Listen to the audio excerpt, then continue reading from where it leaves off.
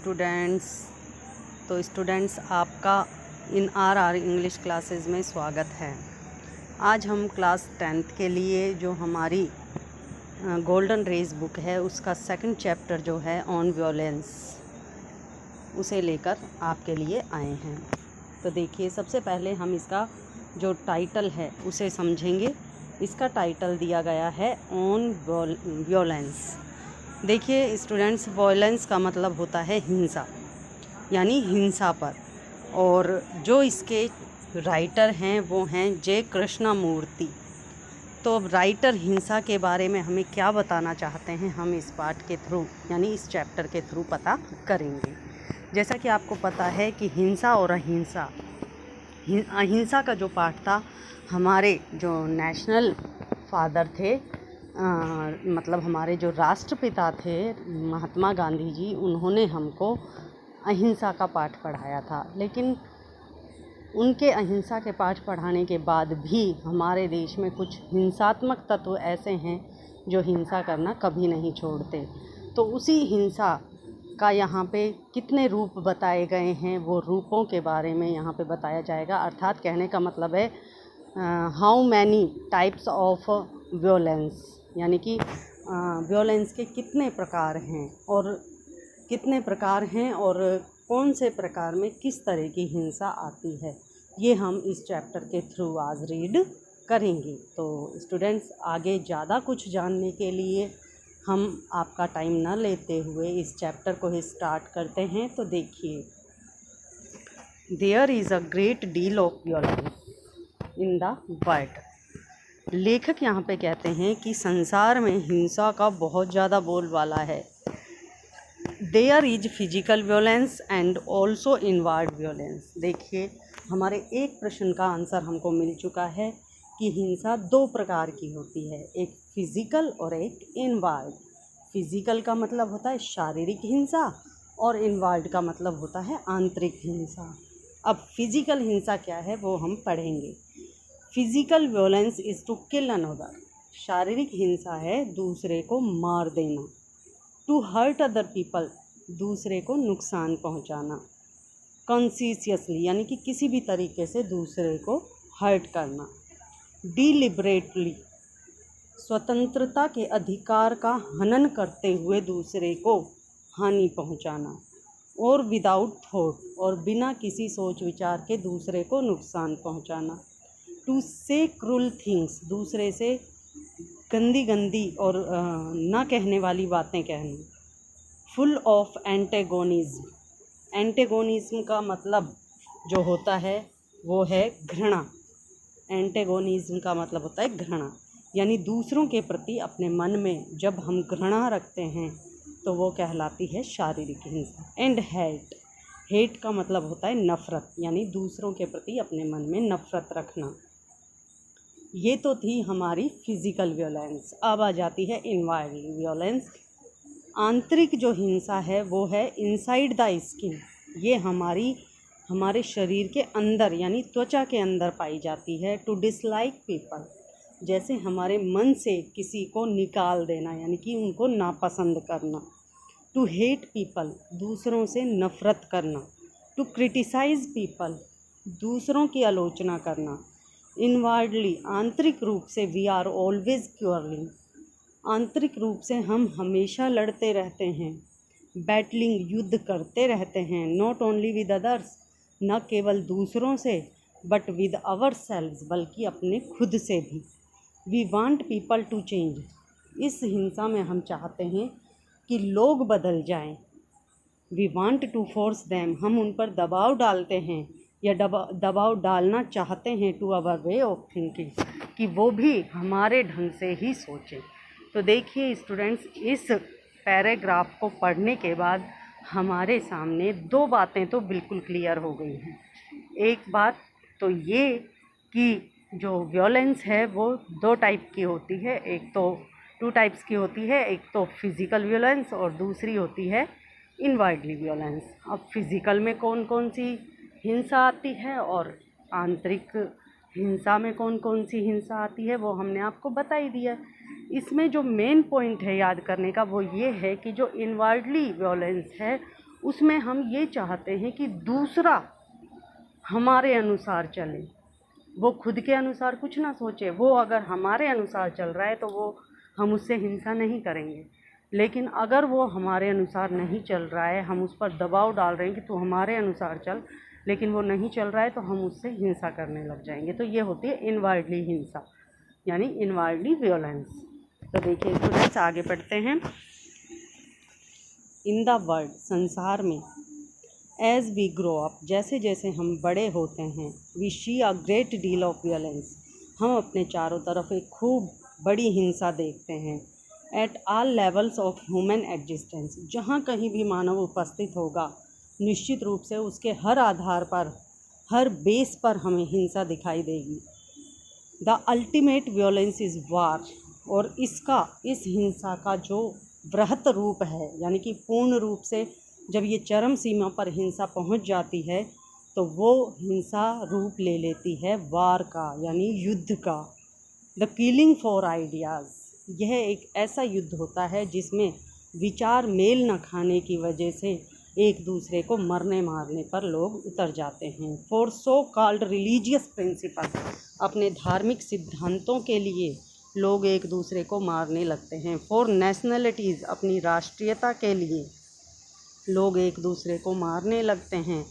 The killing to preserve a little piece of land, इतना ही नहीं, भूमि के एक छोटे से टुकड़े को बचाने के लिए लोग एक दूसरे को मारने लगते हैं। To do that man will kill, और ये सब करने के लिए मनुष्य जो है वो मर जाएगा। डेस्ट्रॉय, ख़त्म हो जाएगा। मैम यानी होता है घायल हो जाना, घायल हो जाएगा। And also be killed himself, और वह खुद भी मर जाएगा। There is enormous violence in the world, देखिए अनोर्मस का मतलब होता है बहुत विशालकाय, यानी कि बहुत बड़ी जो हिंसा है वो है संसार में। The rich wanting to keep people poor, यहाँ पे जो हिंसा का एक मेन रूप देखने को मिला है वो है गरीब और अमीर का, यानी कि जो अमीर व्यक्ति हैं, जो धनवान व्यक्ति हैं, वो चाहते हैं कि जो गरीब व्यक्ति हैं वो गरीब ही बने रहें। And the poor wanting to get rich, लेकिन जो गरीब व्यक्ति है वो सोचता है कि मैं किसी भी तरह से धनवान बन जाऊं। एंड इन द प्रोसेस, और इसी प्रक्रिया में हेटिंग द रिच, इसी प्रक्रिया में वो क्या करते हैं, गरीब अमीर से नफ़रत करने लग जाता है और अमीर गरीब से नफ़रत करने लग जाता है। एंड यू, और तुम, बीइंग कॉट इन सोसाइटी, और तुम भी तो समाज में ही रहते हो, are also going to contribute to this, contribute का मतलब होता है योगदान देना, और आप भी इसी हिंसा में शामिल हो जाते हो, अर्थात इसमें अपना योगदान देते हो। There is violence between husband, wife and children, घर में देखिए आप, पति पत्नी के बीच, माँ बाप और बच्चों के बीच भी हिंसा होती है। देयर इज़ वॉयलेंस एंटोगनिज्म, यह जो हिंसा होती है वह घृणा पर आधारित होती है, हेट नफ़रत पर आधारित होती है, क्रूएलिटी निर्दयता पर आधारित होती है, अगली क्रिटिसिज्म भद्दी आलोचनाओं पर निर्भर होती है, एंगर नाराज़गी पर निर्भर होती है। All this is inherent in man, यह सब मनुष्य को जन्मजात प्राप्त है।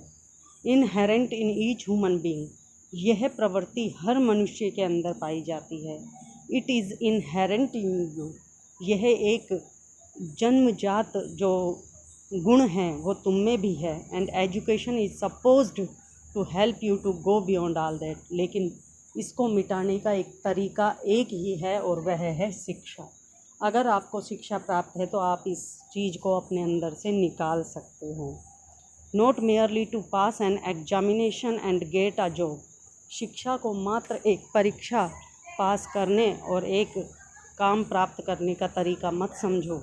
You have to be educated, तुम्हें शिक्षित बनना है, सो दैट, इसलिए कि you become a really beautiful, ताकि तुम वास्तविक रूप से सुंदर, हेल्दी, स्वस्थ, सेन, बहुत ही समझदार, रेशनल, हर तरह से हर चीज़ को जानने वाले ह्यूमन बीइंग, मनुष्य बन सको।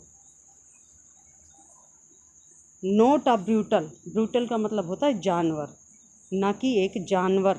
Man with a very clever brain, ना कि एक ऐसे मनुष्य के रूप में जानवर बन सको जिसके पास एक बहुत ही चतुर दिमाग है। हु कैन आर्ग्यू, जो कि तर्क वितर्क तो कर सकता है, एंड डिफेंड हिज ब्रियोलिटी, और अपनी इस पाशविकता को, ब्रियोलिटी का मतलब होता है पाशविकता को डिफाइन कर सकता है यानी परिभाषित कर सकता है। You are going to face all this violence as you grow up, जैसे जैसे आप बड़े होते हैं आप अपने सामने ऐसी ही हिंसा का सामना करते रहते हैं। यू विल फॉरगेट, आप भूल जाओगे, ऑल दैट, ये सब, यू हैव हर्ड हेयर, जो कुछ आपने यहाँ सुना है, and will be caught in the stream of society, और धीरे धीरे आप समाज के ही पानी में मिल जाओगे। You will become like the rest of the cruel, तुम भी अन्य लोगों जैसे निर्दयी, हार्ड, कठोर, बिटर, कड़वे, एंग्री, नाराज, हिंसक बन जाओगे। वियोलेंट वर्ड यानी कि इस संसार के एक हिस्से बन जाओगे। And you will not help to bring about a new society, और फिर तुम एक नया समाज बनाने में सहायता भी नहीं कर पाओगे। ए न्यू वर्ल्ड, एक नया संसार। But a new world is necessary, लेकिन इस हिंसा से ज़्यादा ज़रूरी है एक नए संसार का निर्माण करना। A new culture is necessary, एक नई संस्कृति ज़रूरी है। The old culture is dead, पुरानी संस्कृति मर चुकी है। बरिड, जला दी गई है। बर्न, समाप्त कर दी गई है। एक्सप्लोडेड, भस्म कर दी गई है। वेपोराइज्ड, उसे जलाकर ऊपर भी भेज दिया गया है। You have to create a new culture, इसलिए तुम्हें एक नई संस्कृति का निर्माण करना है। A new culture can not be based on violence, और लेखक कहते हैं कि ये जो नई संस्कृति होगी यह हिंसा पर आधारित नहीं होगी। The new culture depends on you, लेखक कहते हैं कि ये जो नई संस्कृति होगी, जो इस संस्कृति यानी पुरानी संस्कृति को ख़त्म करने के बाद जो नई संस्कृति बनेगी वो तुम पर यानी कि समाज के युवा वर्ग पर निर्भर होगी। बिकॉज, क्योंकि the older generation has built a society, क्योंकि हमारी जो पुरानी पीढ़ी थी उसने एक ऐसे समाज की रचना की बेस्ड ऑन वायलेंस, जो कि हिंसा पर आधारित था। बेस्ड ऑन एग्रेसिवनेस, जो कि एक दूसरे से प्रतिस्पर्धा पर आधारित था। And it is this that has caused all the confusion, और ऐसे समाज की वजह से ही आज सभी लोगों के बीच ये कन्फ्यूजन की स्थिति बनी हुई है। ऑल द मिजरी, सब लोगों के दयनीयता की स्थिति का कारण भी यही है। The older generations have produced this world, जो पुरानी पीढ़ियाँ थीं उन्होंने इस संसार को जन्म दिया। And you have to change it, लेकिन आपको इस संसार को बदलना ही होगा। लेखक बार बार इसकी डिमांड कर रहा है कि जो पुरानी जनरेशन ने समाज या संसार की रचना की, उस संसार या संस्कृति को इस नई जनरेशन के द्वारा बदला जाना बहुत आवश्यक है। You can not just sit back and से, तुम पीछे हटकर नहीं बैठ सकते और ना ही ये कह सकते हो I will follow the rest of the people, कि मैं बाकी लोगों का ही अनुसरण करूँगा। And seek success and position, और सफलता और स्थिति प्राप्त करूँगा। इफ़ यू डू, यदि तुम ऐसा करते हो, your children are going to suffer, तो इसका प्रभाव तुम्हारे बच्चों पर पड़ेगा। You may have a good time, तुम्हारे पास ये अच्छा समय हो सकता है, but your children are going to pay for it, लेकिन तुम्हारे बच्चों को इसका भुगतान करना पड़ेगा। इसलिए you have to take all that into account, इसलिए जो कुछ तुम कर रहे हो इसका एक अकाउंट बैग बनाकर उसमें डालते जाओ इसको। The outward cruelty of man to man in the name of God, भगवान के नाम पर जो बाहर मनुष्य ही मनुष्य के साथ निर्दयता दिखाता है। In the name of religion, धर्म के नाम पर। In the name of self importance, आत्मशक्ति के नाम पर। In the name of security of the family, परिवार की सुरक्षा के नाम पर जो आज एक आदमी दूसरे आदमी को ख़त्म कर रहा है। You will have to consider the outward cruelty and violence, तुम भी निश्चित रूप से इस बाहर की निर्दयता और हिंसा में ही शामिल हो जाओगे। And the inward violence which you do not yet know, और जो आंतरिक हिंसा है जिसे तुमने अभी तक नहीं किया है, वो भी तुम जानने लग जाओगे। तो स्टूडेंट्स, आज हमारा ऑन वायलेंस का ये जो सेकंड चैप्टर है। आज के लिए हम इतना ही रीड कराएंगे। नेक्स्ट वीडियो में इसका जो रेस्ट पार्ट है वो हम आपको रीड कराएंगे। तब तक के लिए थैंक्स।